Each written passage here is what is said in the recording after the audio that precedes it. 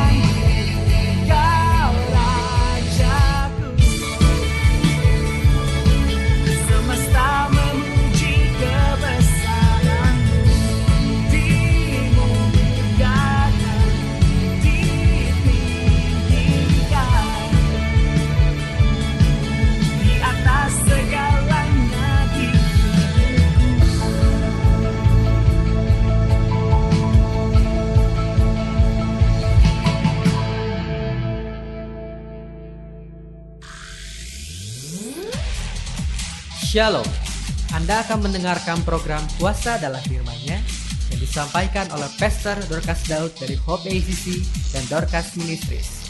Selamat mendengarkan. Ada seorang ibu yang tiap kali kalau telepon kepada saya, selalu saja ada keluhan-keluhan yang dia sampaikan. Walaupun ketika saya dengarkan keluhannya itu berawal dari hal yang sederhana. Kadangkala dia mengeluh tentang, aduh bagaimana Bu ya pekerjaan suami saya. Itu suami saya bekerja begitu, gajinya tidak memadai. Nanti lain kali dia mengeluh lagi. Aduh Bu, bagaimana Bu ya dengan suami saya? Kok suami saya ini orangnya pasif sekali. Saya tuh pengen suami saya tuh aktif, punya banyak ide, kreatif. Nanti lain kali dia mengeluh lagi. Aduh Ibu, bagaimana nih dengan ipar-ipar saya? Ipar-ipar saya selalu menuntut saya. Dan mereka mengatakan saya istri, tidak bisa tupang suami, tidak bisa cari duit. Nanti lain kali dia mengeluh lagi. Aduh Bu, bagaimana ini Bu dengan keluarga besar saya? Keluarga besar saya itu kalau tahu saya tuh rajin ke gereja, mereka kayaknya tidak suka. Dan mereka bilang, kamu rajin ke gereja, kalau sudah itu hasilnya apa? Segala macam. Orang yang ngomel sama Tuhan, itu pasti karena dia tidak mengenal Tuhan dengan baik. Kalau dia mengenal Tuhan dengan baik, rasanya tidak ada satupun dari Tuhan yang bisa kita cela. Tuhan itu luar biasa. Walaupun kelihatannya kamu rajin ke gereja, kelihatannya kamu menjadi orang Kristen. Tapi kalau kamu mengeluh terus seperti ini, berarti kamu tidak mengenal Tuhan dengan baik. Karena Tuhan itu penuh dengan kasih setia. Begitu penuh kasih setianya, dia tidak pernah lalai dengan janjinya. Apa saja. Bahkan janji itu sudah diberikan oleh Allah dari mulai masa perjanjian lama. Allah sudah menubuatkan begitu banyak janji. Sampai dengan janji yang paling luar biasa akan dikirimnya seorang penebus, yaitu Yesus Kristus. Kelak yang akan membereskan kehidupan seluruh umat manusia yang sudah hidup di bawah kutuk. Dialah yang akan menjadi tumbal bagi manusia yang mempercayainya. Dan darahnya, tubuhnya yang dikucurkan dan dihancurkan di atas kayu salib, itu menjadi penebus yang sempurna. Dan Yesuslah yang menjadi jalan keluar dari setiap permasalahan hidup manusia. Untuk masalah sekarang maupun masalah yang akan datang. Kalau mati nanti masuk kemana ya? Itu juga masalah bagi manusia. Masuk ke surga atau masuk neraka. Tapi masalah yang akan datang pun itu diselesaikan di dalam Yesus. Jadi akhirnya kemudian bilang, oh iya, saya kok jadi malu katanya. Saya rajin ke gereja, kenapa kok saya tidak pernah ya merenungkan akan kasih setia Tuhan? Yang saya pikirin hanya, aduh suami saya kok kurang begini, aduh ipar saya begini, aduh pekerjaannya kok begini, aduh problem begini, aduh begini, aduh begitu. Saya bilang, ingat dalam kitab Filipi, pikirkanlah apa yang benar, apa yang mulia, apa yang disebut kebajikan, apa yang patut dipuji, apa yang suci, apa yang elok, apa yang sedap didengar, yaitu firman Allah. Karena firman itu merupakan janji dari Allah dan digenapi di dalam Yesus Kristus. Walaupun janji-janjinya kadang-kadang janji yang kelihatannya terlalu spektakuler, terlalu besar, terlalu heboh. Tapi karena Allah kita juga besar, kalau janji yang besar, dia juga punya kekuatan, punya kuasa, dan sanggup untuk menggenapi janjinya yang besar. Walaupun janji itu kadang-kadang tidak bisa kita masukkan di dalam akal pikiran kita sebagai manusia. Tetapi janji Allah adalah tetap janji yang pasti digenapi. Nah, itu sebabnya saya katakan kepada ibu ini, coba kalau Anda baca dalam Alkitab, berapa kali Yesus selalu memberikan peringatan kepada kita. Janganlah, janganlah, janganlah. Terutama, janganlah kamu takut, aku ini. Ketika Yesus berjalan di atas air dan murid-murid berada di dalam perahu. Pada waktu itu pagi-pagi buta. Dan pada waktu lihat ada makhluk yang berbaju putih, naik turun di atas air. Danau Tiberias luas sekali. Gak heran kalau murid-murid dulu mencari ikan di dalam danau itu, mereka sudah bisa hidup. Dan ikannya banyaknya luar biasa. Kalau kita berdiri di tepi danau, itu ikan berkeriapan di atas. Nah, tidak heran juga kalau Yesus dan murid-muridnya sering naik perahu di atas danau itu. Karena danaunya bukan danau yang kecil saja, tapi luas sekali. Nah, pada waktu mereka berada dalam perahu, dan Yesus tiba-tiba pagi-pagi buta jalan, naik turun di atas air. Mereka terkejut, dan apa yang terjadi? Mereka panik karena ketakutan. Orang panik itu pasti karena ketakutan. Jadi pada waktu mereka ketakutan, Yesus tahu. Itu sebabnya Yesus bilang, janganlah takut, ini aku. Oh, baru mereka lega. Oh, guru toh. Ya wes, kalau guru kita tidak perlu takut. Ada lagi perkataan Yesus di dalam Yohanes pasal 14. Kalau kita baca di dalam ayat yang pertama, dikatakan di situ, janganlah gelisah hatimu, percayalah kepada Allah, percayalah juga kepadaku. Janganlah gelisah. Sebab kegelisahan itu akan membuat engkau kehilangan damai sejahtera. Tapi Yesus berkata, jangan gelisah.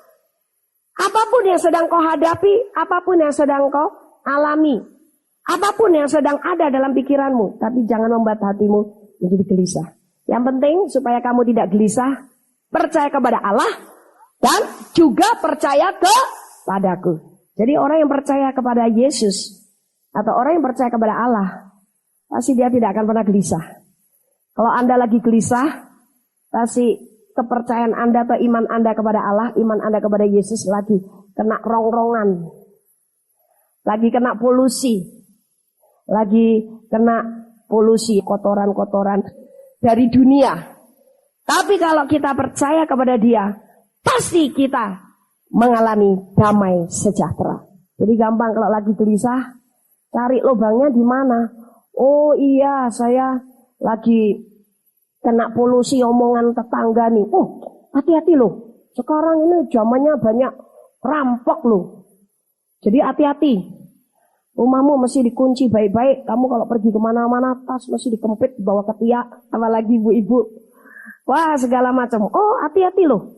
Sekarang ini banyak penipu. Bahkan gereja-gereja saja juga sudah ditipu sama orang-orang kelihatannya perlente. Tapi apapun yang terjadi, yang penting kita selalu berjaga-jaga. Saya percaya kalau setiap orang Kristen berjaga-jaga, jangankan maling masuk, nyamuk pun kalau menggigit tidak akan pernah bisa mendatangkan sakit penyakit. Jadi yang penting kita berjaga-jaga di dalam roh. Cuma terus berita itu kemana-mana. Wah, hati-hati ya, jangan teledor, jangan ini, jangan itu. Sekarang banyak motif penipuan dengan mengatasnamakan mau kasih AC, mau ini, mau itulah. Kelihatannya mau melakukan hal yang baik, berbuat baik, tapi mereka tujuannya untuk menipu. Walaupun ada berita begitu, tetap firman Allah tak berubah. Dia mengatakan jangan takut dan jangan gelisah. Tapi orang yang tidak berjaga-jaga, pasti dia akan merasa ketakutan, dia akan merasa gelisah. Waduh, siapa lagi nih yang bakal ditipu? Tapi saudara, dari dahulu kala Allah melalui firman-Nya digenapi di dalam Yesus, selalu Dia memberikan ketenangan dan damai sejahtera di dalam diri kita. Dengan beberapa peringatan, jangan takut, jangan gelisah. Termasuk di dalam Matius pasal 6. Di dalam ayat yang ke-25. Karena itu aku berkata kepadamu, janganlah khawatir akan hidupmu. Janganlah lagi sekarang. Dan ini langsung perkataan ini dari mulut Yesus. Jangan kamu khawatir akan hidupmu. Bahkan tentang apa yang kamu makan, kamu minum, jangan khawatir. Sebab kalau kamu khawatir, apalagi sampai kamu berkata, apa yang aku makan, apa yang aku minum, itu adalah bagi orang-orang yang tidak mengenal Allah. Tapi kamu yang sudah mengenal Allah, jangan pernah khawatir. Termasuk bukan hanya kekhawatiran. Jangan takut, jangan gelisah. Itu jangan pernah kau berkata seperti itu. Sebab orang takut, orang gelisah itu adalah orang yang tidak mengenal Allah. Kita tahu betul, sejak kita percaya kepada Yesus dan mengundang dia masuk dalam hati kita, dia tinggal di hati kita sampai selama-lamanya. Kalau dia tinggal di dalam kita, bersama-sama dengan kita, dalam keadaan apapun, situasi seperti apapun, kita tidak akan pernah takut, kita tidak akan pernah khawatir, kita tidak akan pernah gelisah. Karena kita tidak sendiri. Yesus selalu menyertai kita. Dan dia tahu segala-galanya.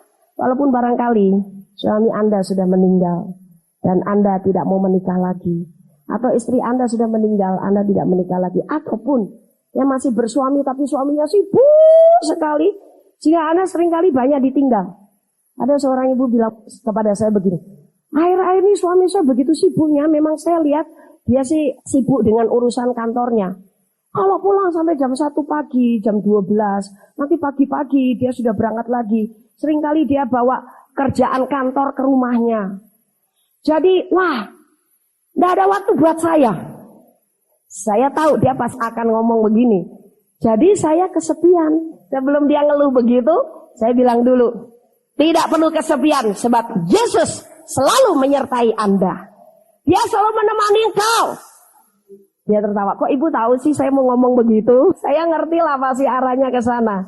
Iya, saya juga akhirnya bersyukur. Iya dah Tuhan, aku bersyukur. Suami saya itu dipakai oleh bosnya sehingga dia dipercayai untuk mengerjakan ini dan itu. Cuma saya sekarang berdoa untuk kesehatannya dan sebagainya. Nah, bagus. Jadi jangan pernah engkau merasa kesepian, merasa sendiri. Karena walaupun secara kasat mata kelihatannya kita tidak melihat Yesus, tapi sebenarnya Yesus selalu menyertai kita. Dia selalu melimpahi kita dengan kasih setia yang luar biasa. Dia tak pernah lalai. Dia tidak pernah meninggalkan kita. Ada lagi seorang ibu dari Malang tanya kepada saya, Bu, ibu itu doanya gimana sih caranya? Saya bilang, kalau saya berdoa mengikuti dorongan roh, pimpinan roh. Ya gimana? Pokoknya salah satunya aja, gimana gitu salah satunya. Tahu nggak? Saya tuh kalau berdoa, banyaknya ya selain menyembah dalam bahasa roh, saya tuh ngobrol sama Tuhan. Loh, kok ngobrol sama Tuhan? Memang Tuhan bisa diajak ngobrol. Lo ketinggalan, saya bilang. Ketinggalan kalau kamu berpikir Tuhan gak bisa diajak ngobrol. Tapi bisa lihat Tuhan. Bisa, saya bilang. Tuhannya kayak apa? Tuhannya luar biasa. Ngobrolnya gimana? Ya ngobrol seperti saya sama kamu. Ngobrolnya gimana? Ya ngobrol saja. Apa saja yang saya rasa, apa yang saya pikir, apa yang saya alami. Saya ngobrol sama Tuhan. Kok bisa begitu, Bu? Ya habis. Belum tentu kan saya ketemu orang yang bisa saya ajak ngobrol. Banyak orang-orang ketemu saya mau ngobrol kepada saya, ngeluarin masalahnya, ngeluarin persoalannya, problemnya, keluhannya ini tuh. Tapi kalau saya punya problem, punya keluhan, siapa orang yang memberikan waktu dan telinga untuk saya ajak ngobrol? Nggak ada. Kecuali suami saya, tapi suami saya sendiri juga punya kesibukan. Anak saya bersyukur anak saya juga bisa diajak ngobrol, tapi mereka pun juga punya kesibukan. Nah jadi saya enjoy saja ngobrol sama Tuhan. Oh begitu ya. Nggak heran ibu urapannya luar biasa. Orang yang punya persekutuan dengan Tuhan begitu akrab dan intim, itu membuat dia hidup dalam urapan yang luar biasa. Nah jadi saudara, justru yang namanya doa, namanya persekutuan itu adalah berkomunikasi dua arah. Jadi saya ngobrol dan saya rasakan kalau saya sudah ngobrol apa yang saya rasa, saya alami dalam pelayanan, beban ini, beban itu, saya sudah semua tumpahkan kepada dia. Aduh rasanya enteng. Kepala ini enteng, pundak-pundak enteng. Haleluya. Dan saya bisa bersyukur. Tuhan aku bersyukur punya engkau. Belum tentu orang juga kalau saya obrolin begini, mau menampung, mau mendengarkan. Barangkali malah di belakang saya nanti mencela. Katanya hamba Tuhan. Kok begitu? Tapi kalau engkau selalu mengerti saya. Jadi saudara, ada satu orang yang selalu mengerti Anda. Siapa itu? Yesus. Itulah kesetiaan daripada dia. Itulah kasih daripada dia. Bukannya dia wujudkan dengan berkat secara materi. Engkau dikasih mobil baru, engkau bisa beli rumah, engkau dapat bonus apa. Bukan hanya secara materi. Juga bukan hanya secara pekerjaan-pekerjaan supranatural yang lain. Misalkan kesembuhan. Anda punya penyakit yang sudah bertahun dan kau mengalami mujizat kesembuhan. Atau yang lain-lain. Bukan hanya seperti itu. Tapi juga kepeduliannya kepada kita. Yang selalu memberikan waktunya, selalu memberikan telinganya, bahkan memberikan hatinya untuk Anda dan saya. Itu adalah simpati Yesus. Yesus selalu bersimpati kepada kita. Pada saat kita tertawa, dia ikut tertawa. Pada saat kita bersukacita, dia ikut bersukacita. Pada saat kita punya beban, dia ikut menggendong beban kita. Bahkan dia bukan hanya menggendong, tapi dia campur tangan menyelesaikan beban kita. Pada saat kita berduka, dia juga ikut berduka. Hatinya juga ikut masgul. Karena apa? Dia sudah menyatu dengan kita. Sesuatu yang menyatu itu pasti semuanya menjadi sama. Karena melalui kelahiran baru kita mengundang Yesus masuk di hati, dia menyatu dengan kita. Maka dia juga ikut merasakan semua yang kita alami, semua yang kita rasa. Nah, akhirnya ibu ini bilang, oh enggak heran bu, ibu ini dua kali mengalami hal yang luar biasa. Suatu kali dia sakit, buang-buang air besar luar biasa. Dan begitu banyaknya air yang keluar, akhirnya dia lemes karena kehabisan cairan. Tapi karena tiap kali saya pelayanan di Malang itu 1 bulan sekali, saya ajar tentang iman dan dia menyaksikan juga. Dalam KKR begitu banyak orang sakit macam-macam yang berat-berat. Ternyata dengan iman mengalami kesembuhan dan mujizat. Jadi dia bilang, masa orang sini ada benjolannya saja langsung hilang di depan mata saya. Ini saya cuma muncul-muncul, nggak bisa sembuh. Jadi dia bertahan, aku mesti pakai iman. Tapi imannya ternyata tidak sampai-sampai. Makin lama makin lemas. Tapi dia kuatkan hatinya. Enggak, aku mesti harus berani bertindak dengan iman. Masa ya saya bakal mati gara-gara diare. Tapi pas ketika pada puncak-puncak lemesnya, kebetulan jadwal saya datang ke sana. Dan ibu ini mengajak malamnya seselesai KKR. Dia mengajak saya makan di restoran Itali. Dia ngobrol-ngobrol sama saya enggak tahu sebenarnya permasalahan dia itu apa.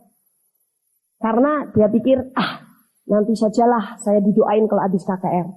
Tapi selesai KKR, lihat saya, sudah sangat malam dan wah tadi banyak orang sudah didoain, dia enggak tega minta didoakan. Cuma enggak urung ketika ngobrol sama saya, sambil makan dia nyengir-nyengir. Saya perhatikan, kenapa sih Anda enggak menikmati makanan? Enak loh ini, saya bilang. Iya bu, enak katanya. Tapi dia kelihatannya nelennya agak enggan begitu.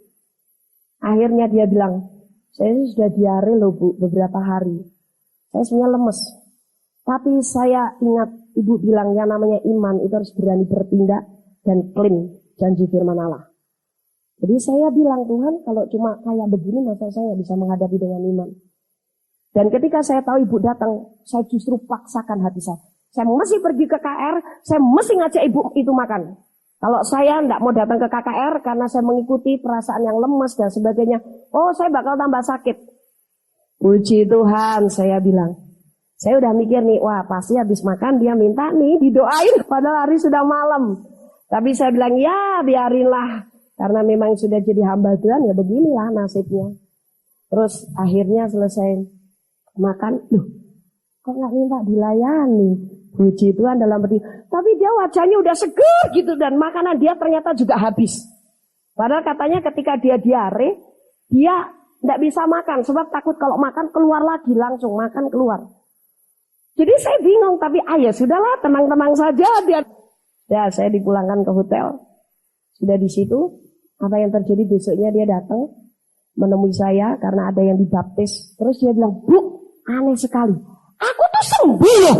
Oh ya, saya bilang, heran aku tuh cuma ngobrol sama ibu loh. Saya tanya ini, tanya itu. Padahal ibu lagi tanya, kenapa kamu kok nyengir-nyengir enak loh ini makanan. Itu perut itu lagi muter-muternya katanya. Tapi anehnya, ibu kan lihat saya nggak pergi ke toilet sekalipun. Dan begitu saya sampai rumah, saya merasa sembuh sampai sekarang saya tidak buang-buang air lagi. Padahal cuma ngobrol sama ibu, haleluya. Itu yang dia bilang, ibu tuh kuncinya doa. Gimana sih kok urapannya seperti itu? Itu pertama. Nah sudah saya pulang, selang berapa hari dia telepon lagi, suaranya lemes. Tapi dia bilang, Bu ini ada orang stres berat. Sebetulnya sih belum sampai gila. Tapi ketika Saya memberitakan Injil. Ternyata ibu ini langsung teriak manifest. Waduh, ini teriak begini nggak bisa dihentikan. Diapain Bu enaknya? Saya bilang, oh ya udah, alirkan kasih Yesus. Itu kalau istri begitu pasti kurang kasih, kurkas pastilah. Kasih Yesus itu yang bisa menyembuhkan batin seseorang. Kasih manusia nggak bisa, tapi kasih Yesus. Jadi sekarang tumpangi tangan, laki-laki apa perempuan? Kalau laki-laki jangan kamu los-los pundaknya loh. Kepalanya dipegang. Oh perempuan Bu. Ya sudah, kalau perempuan kamu pegang pundaknya boleh. Kamu katakan aku alirkan kasih Yesus, kasih Yesus, kasih Yesus, kasih Yesus, kasih Yesus. Haleluya. Cuma gitu Bu? Ya. Selang berapa lama? Setengah jam kemudian dia telepon lagi. Bu, saya telepon cuma mau kesaksian 2 hal. Ternyata orang sehisteris itu ketika saya alirkan kasih Yesus, langsung dia merdeka dan dia tertawa-tawa. Dia bisa mengampuni suaminya. Puji Tuhan. Nah itu yang pertama. Yang kedua, tahu nggak Bu, sebetulnya waktu saya telepon ibu, saya tuh lagi panas dingin demam, riang-riangnya. Tapi begitu saya telepon, kok saya sendiri sembuh. Haleluya, puji Tuhan, saya bilang. Nah itu Bu, saya tuh menjadi orang Kristen yang seperti itu. Kalau saya menjadi berkat berguna untuk orang lain, saya tidak perlu mengerjakan yang susah-susah. Begitu gampang karena Yesus ada dalam saya, ngomong saja orang sakit sudah sembuh. Orang kurkas jadi penuh kasih. Jadi bebas dari histeris, frustrasi. Karena apa? Ada kuasa yang begitu dahsyat, besar dan luar biasa. Asal apa? Asal kita tetap berdoa dan doa dengan cara yang benar.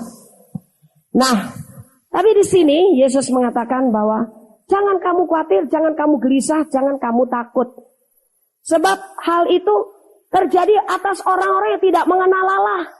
Tapi kalau orang yang mengenal Allah pasti imannya mantap, hidup dalam damai sejahtera dan sukacita apapun yang sedang terjadi.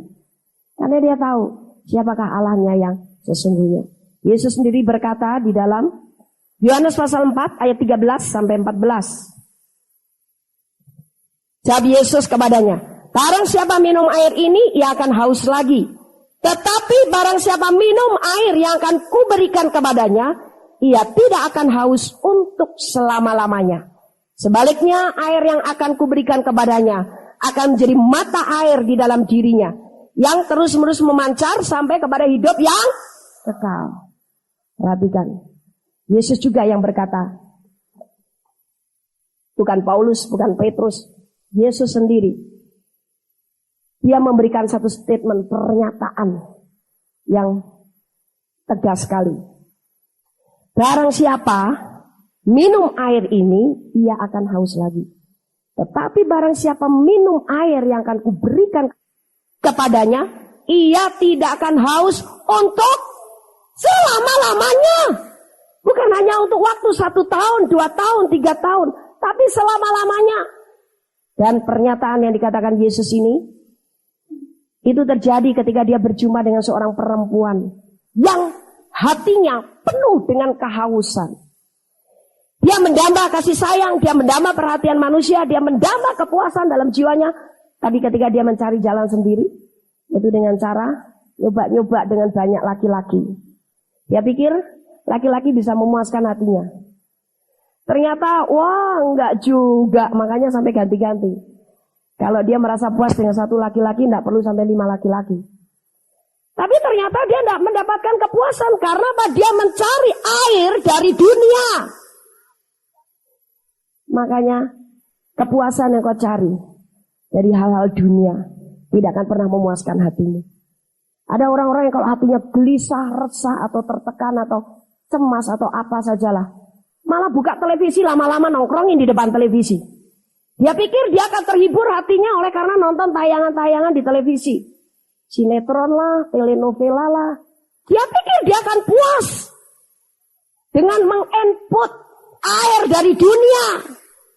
Tapi ternyata saudara, begitu selesai acaranya, ternyata balik lagi tuh kegelisahan. Balik lagi perasaan tertekan, balik lagi perasaan haus, damba, ketidakpuasan, cemas. Dan masih banyak lagi. Ternyata televisi itu adalah air dunia yang tidak pernah bisa menghapus kehausan kita. Tidak pernah bisa memberikan kepuasan di dalam kita. Kalau begitu bagaimana dong dengan televisi kita? Ayo kita rame-rame kita gempur yuk. Apa begitu? Enggak juga saudara. Tapi artinya begini. Kalau kamu mencari air dari dunia untuk memuaskan jiwamu. Mungkin yang sedang gelisah, sedang resah, sedang cemas, sedang tertekan, atau sedang kecewa, atau sedang marah, atau sedang apa. Percuma. Itu tidak akan pernah bisa menyelesaikan masalahmu. Itu tidak akan pernah bisa memuaskan jiwamu. Tapi kalau kamu datang kepadaku dan minum air yang kuberikan kepadamu. Air di sini menunjuk apa saudara? Roh Kudus. Roh Kudus dan juga kasih. Kalau kamu datang kepadaku dan minum air yang kuberikan kepadamu. Nah kamu tidak akan pernah merasa haus lagi. Kemanakah engkau? Berlari, berdoa, berseru, melekatkan hatimu ketika engkau menghadapi situasi-situasi seperti ini. Pergi ke mall, window shopping untuk menghibur hati. Seperti itukah? Engkau mau melepaskan diri dari hati yang sedang resah, sedang gelisah, sedang kecewa. Saudara, itu bukan jalan keluar. Tapi kalau engkau nongkrong di hadirat Allah, ngobrol sama dia. Nah, aku mau kasih kamu minum air. Dan sesudah kamu minum air ini, saya jamin, pasti tidak akan haus lagi. Jiwamu akan mendapat ketenangan. Yesus juga berkata dalam Matius pasal yang ke-11, ayat 28. Marilah kepadaku semua yang letih, lesu, dan berbeban berat. Aku akan memberikan kelegaan kepadamu. Marilah kepadaku orang yang semua yang letih, lesu, dan berbeban berat. Aku akan memberi kelegaan kepadamu. Jadi saudara, Yesus itu gudang damai sejahtera yang luar biasa. Gudang kasih setia. Gudang kepuasan yang akan membuat hatimu jadi puas. Betul-betul. Puas secara roh. Kalau rohmu puas, jiwamu juga akan puas. Tubuhmu juga akan puas. Tubuh yang puas itu apa? Bebas daripada sakit penyakit. Tubuhnya sehat, tubuhnya kuat. Orang yang hatinya resah, orang yang hatinya gelisah, hatinya kecewa, hatinya punya tekanan, pasti akhirnya tubuhnya juga akan mengalami hal yang seperti itu. Kena serangan sakit penyakit, dan sebagainya. Jadi Yesus setiap saat, dia membuka tangannya, dia memberi waktu, memberi telinga, bahkan memberi hatinya sebagai rasa simpati kepada kita, untuk selalu peduli dan memperhatikan kita. Saya hanya ingin ingatkan Anda kepada kasih setia Tuhan. Karena saya percaya kalau setiap orang Kristen betul-betul menyadari akan kasih Tuhan. Oh, no problem. Walaupun problem ada, tapi artinya begini loh. Problem itu tidak akan membuat engkau gentar, tidak membuat engkau takut, tidak membuat engkau kacau, tidak membuat engkau jadi kemasukan roh macem-macem. Tiap kali tolong dong, tengking kenapa? Aduh, aku kemasukan lagi roh ketakutan. Tadi malam nggak bisa tidur. Nanti lain kali tolong dong doain ada pasien. Saudara, kenapa? Karena saya bisa mengerti, saya bisa merasa. Karena problem itu yang dia biarkan menguasai alam pikiran dan hatinya. Sehingga dia lupa akan kasih Tuhan yang luar biasa. Dan problem itu akan membuat hatimu gundah gulana. Problem itu akan membuat engkau memiliki banyak tuntutan, kehausan, dan bahkan ketidakpuasan. Dan banyak hal yang membuat engkau jadi egois. Ayo, mesti orang pada ngerti saya lah, mesti orang harus tahu saya, mesti begini, mesti begitu. Itu sebabnya saudara, saya ingin mengajak Anda merenungkan kasih-Nya yang luar biasa. Kalau kita menyadari, merenungkan dan hidup di dalam kasih-Nya, oh semuanya jadi gampang beres. Iman itu bisa menghalau setiap masalahmu, dan kau keluar sebagai pemenang ketika hatimu dalam damai sejahtera. Dan hati dalam damai sejahtera ketika kau menyadari kasih Allah yang luar biasa, maka kau akan melekat kepada Dia. Karena Dia sumber segala sesuatu, dan itu kuncinya. Selama kau mencari kepuasan dari hal-hal yang lain, engkau tidak akan pernah merasa puas hidupnya. Hausmu tidak pernah hilang. Dalam Mazmur 92 kita lihat ayat 13 sampai 16. Orang benar akan bertunas seperti pohon korma, akan tumbuh subur seperti pohon aras di Libanon. Mereka yang ditanam di bait Tuhan akan bertunas di pelataran Allah kita. Pada masa tua pun mereka masih berbuah menjadi gemuk dan segar untuk memberitakan bahwa Tuhan itu benar, bahwa Ia gunung batuku dan tidak ada kecurangan padanya. Luar biasa. Yesus tidak pernah curang. Artinya Yesus tidak pernah berkhianat, mengingkari janjinya, mengingkari kesetiaannya untuk mendampingi Anda siang dan malam. Jadi itu sebabnya orang benar. Siapa orang-orang benar? Orang benar itu adalah orang-orang yang sudah percaya kepada Yesus. Dia dibenarkan di hadapan Allah Bapa. Akan bertunas seperti pohon korma, akan tumbuh subur seperti pohon aras di Libanon. Mereka yang ditanam di bait Tuhan akan bertunas di pelataran Allah kita. Bahkan pada masa tua pun di situ dikatakan mereka akan masih berbuah. Berbuah apa sekarang? Buah roh, buah pertobatan, buah pelayanan. Engkau harus melahirkan anak-anak. Jangan pernah pikir, oh tapi suamiku udah mati, aku sudah mati haid. Gimana bisa melahirkan anak? Anak-anak rohani yang dimaksud. Bagaimana kita akhirnya menjadi makin cepat sempurna seperti Yesus dan berkenan di hadapan Allah, berkenan di hadapan manusia.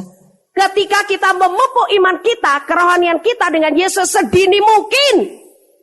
Bahkan ketika barangkali Anda masih punya anak-anak kecil, dari mulai anak-anak, engkau bimbing, engkau bina anak-anak itu untuk mulai mengenal Kristus. Karena pada akhirnya anak-anak muda yang seperti itu, apa yang terjadi? Rawan dengan masalah, rawan dengan problem, rawan dengan stres, rawan dengan perjinahan, rawan dengan hal-hal duniawi. Jadi itu sebabnya kalau mereka tidak dibina di dalam Tuhan sungguh-sungguh, apa yang terjadi? Mereka menjadi mangsa yang paling empuk untuk setan dan iblis. Dari kecil, bahkan ketika seorang anak dalam kandungan, engkau perlu memperkenalkan dia dengan Yesus. Engkau bisa berkata-kata firman, walaupun baby itu masih dalam kandungan. Engkau bisa ajak dia menyembah Tuhan, apalagi ketika dia sudah lahir, ketika dia sudah berada di dunia. Engkau harus banyak memperkatakan firman Allah. Dari mulai kitab Ulangan, Allah juga sudah berkata, ajarkanlah siang dan malam, baik pada waktu engkau bangun, baik pada waktu engkau tidur, baik pada waktu engkau pergi kepada anak-anakmu. Jadi saudara, ini penting. Bagaimana gereja memiliki generasi penerus yang berkualitas. Itu kuncinya di tangan-tangan kita. Kita membutuhkan begitu banyak laskar Kristus. Karena apa? Semakin hari dunia ini semakin banyak kekacauan, setan makin mau menghancurkan dunia dan apa yang ada di dalamnya. Sekarang siapa yang bisa mengalahkan mereka? Hanya anak-anak Allah yang punya dedikasi tinggi, hidup dalam firman, punya kuasa Roh Kudus, punya iman kepada Yesus Kristus. Jadi sekarang yang tua-tua jangan berhenti menghasilkan buah. Kerja dan kerja terus, melahirkan dan melahirkan terus. Jangan KB di dalam perkara melahirkan anak rohani. Bahkan menjadi gemuk dan segar. Hanya wanita-wanita kalau mulai gemuk, mulai resah. Begitu takutnya gemuk, sampai kudanya diketat-ketatin, akhirnya tekanan darahnya jadi drop. Aduh, sampai rela sakit-sakitan dan berwajah pucat karena takut gemuk. Padahal gemuk Alkitabiah. Sebetulnya saudara, diet itu ada yang sesuai dengan Alkitab. Ada aturan diet, nggak perlu ngikutin dietnya dokter, dietnya Alkitab. Asal makan makanan yang disediakan Allah untuk kita makan, maka sehatlah tubuhmu. Dan kalau kita makan makanan yang disediakan Allah untuk kita makan, itu ada dalam kitab Ulangan. Itu adalah makanan-makanan yang memang sehat buat tubuh kita. Tapi kalau Anda tidak mengikuti diet Alkitab, walaupun mengikuti diet dari dokter atau dunia, tapi babi jalan terus, udang jalan terus, apalagi yang berlemak begitu. Heran kalau badannya jadi gemuk, tapi gemuk tidak sehat. Ini di sini dikatakan gemuk dan segar. Makan apa saja yang disediakan Allah. Walaupun kita gemuk nggak apa-apa, segar, gampang nanti gemuk, kita lompat-lompat memuji Tuhan, lemaknya larut lagi. Sampai ikut program diet, minum pelangsing ini dan itu, waduh, kasihan sekali. Jadi jangan pernah minder. Tapi juga jangan, oh kalau begitu gemuk Alkitabiah, ya udah aku tak makan 3 bakul. Saya dengar cerita suami saya, karena suami saya sering pelayanan ke Sulawesi. Orang di Sulawesi termasuk Manado, itu ketemu satu dengan yang lain. Yang mereka tanyakan apa? Bukan, hei apa kabar? Bagaimana keluargamu atau gimana pelayananmu? Padahal mereka kan banyak yang Kristen. Tapi yang ditanya apa? Kamu bakul nomor berapa? Tahu nggak bakul nomor berapa? Itu bakul tempat nasi. Jadi ada yang nomor 8, ada yang nomor 7. Makin besar bakulnya itu makin bangga dan makin dipuji oleh teman-temannya. Artinya mereka tuh kalau makan banyak. Jadi makin gede bakulnya, bakul nomor 8 makin, paling gede itu. Wah hebat lah, hebat, kita kalah sama dia. Karena apa? Tukang makan. Nah asal kita nggak rakus tukang makan seperti itu saja. Jadi pada masa tua pun kita akan gemuk dan segar, tapi gemuk yang sehat. Untuk apa? Memberitakan bahwa Tuhan itu benar, bahwa Ia gunung batuku dan tidak ada kecurangan padanya. Mengapa orang-orang benar itu ditetapkan untuk mengalami hal yang luar biasa seperti ini? Untuk memberitakan kepada dunia bahwa Tuhan yang kita sembah itu benar dan tidak ada kecurangan di dalam Dia. Jadi kalau orang Kristen di mana-mana mengeluh, di mana-mana bilang sakit ini, sakit itu, bikin heboh yang negatif, bikin kacau. Aduh, ngeliat wajahnya saja surem. Maka apa yang kita beritakan kepada dunia? Bisakah mereka tahu bahwa Tuhan itu, gunung batu kita itu adalah Tuhan yang benar karena memberkati kita, memberikan kita sukacita, tubuh yang sehat, dan sebagainya, memiliki banyak anak-anak rohani. Dan apa yang bisa kita beritakan kepada dia? Bahwa di dalam Tuhan kita itu tidak ada kecurangan. Jadi Tuhan kita itu adalah Tuhan yang luar biasa. Mazmur 52 ayat yang ke-10. Tetapi aku ini seperti pohon zaitun yang menghijau di dalam rumah Allah. Aku percayakan kasih setia Allah untuk seterusnya dan selama-lamanya. Luar biasa, kita digambarkan sebagai pohon zaitun yang menghijau. Saudara, kalau di Israel, Anda lihat pohon zaitun, itu daunnya hijau terus. Dan jarang sekali kelihatan kering, sehingga kalau ada tanaman pohon zaitun, bawahnya itu tidak terlalu banyak sampah daun kering yang jatuh. Kalau pohon lain sudah mulai besar, begitu daunnya kering, wah di bawah berantakan sampah. Saudara, ya kalau pohon yang lain seperti itu, tapi kalau pohon zaitun itu jarang sekali kelihatan kuning, sehingga dia rontok dan mengotori tanah di bawahnya. Pohon zaitun itu daunnya lebat dan hijau sekali warnanya. Jadi kalau di sini kita digambarkan seperti pohon zaitun yang menghijau, itu berarti kita hidup di dalam kesuburan karena kemurahan Allah yang melimpah-limpah. Berkat Allah yang tidak pernah henti-hentinya. Kita tidak pernah kekurangan. Itu satu hal yang menunjukkan kasih setia Allah yang luar biasa. Tapi bagi siapa yang mengalami seperti itu? Yang diam di dalam rumah Allah. Kalau Anda tidak tinggal di dalam hadirat Allah, engkau tidak pernah menikmati kelimpahan berkat yang seperti itu sampai membuat kita seperti pohon zaitun yang menghijau. Jadi hadirat Allah itu isinya banyak sekali hal yang dibutuhkan dalam hidup kita. Sekarang, betahkah engkau tinggal terus di hadiratnya atau kau sering keluyuran kemana-mana? Sebentar tinggal di hadiratnya, sebentar hidup lagi dalam daging. Oh, udah keluar itu dari hadiratnya. Allah ingin kita selalu tinggal di dalam rumahnya. Nah sekarang, untuk kita bisa menikmati kasih setia Allah yang luar biasa seperti itu, ada dua hal yang perlu kita perhatikan. Yang pertama, taat kepada firman. Ketaatan kepada firman itu merupakan kunci utama untuk kita bisa menikmati dan merasakan kasih setia Allah yang luar biasa. Karena semuanya sudah tersirat dan tertulis di dalam firman-Nya. Dan yang kedua, hidup dengan iman kepada Tuhan. Jadi iman kepada Tuhan itu adalah merupakan syarat yang tidak bisa kita tinggalkan. Kalau iman kita bercabang kepada yang lain, iman kita terbagi kepada yang lain, akibatnya kemurahan, berkat, kesetiaan, kasih Allah dalam hidup kita itu tidak bisa sempurna bekerja di dalam diri kita. Karena hati kita mendua, pikiran kita bercabang. Yesus itu adalah Tuhan yang penuh dengan kasih setia. Seringkah engkau merenungkannya?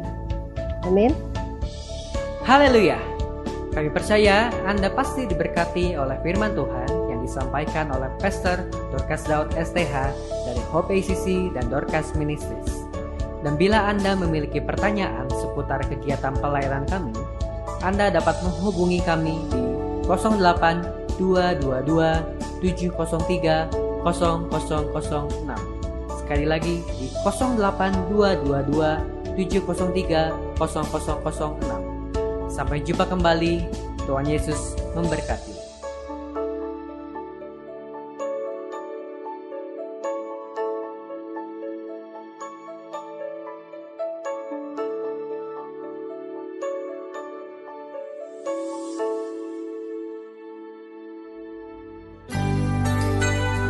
Demikianlah firman Tuhan yang berkuasa telah kita dengar bersama-sama. Dan kami percaya Anda sangat diberkati. Bagi yang membutuhkan pertumbuhan iman dan pelayanan lebih lanjut, Anda dapat menghubungi kami dan beribadah bersama dengan kami setiap hari Minggu di Gereja Hope ACC di ACC Center, Jalan Mekar Utama, nomor 31, lantai 3 Kompleks Mekarwangi, Bandung, pada jam 8.30. Ada kebaktian anak-anak pada jam yang sama. Ikuti juga Breakthrough Prayer setiap Jumat jam 18.30. Jika Anda membutuhkan dukungan doa, Anda dapat mengirimkan SMS ke nomor 0822 2703 0006. Tuhan memberkati.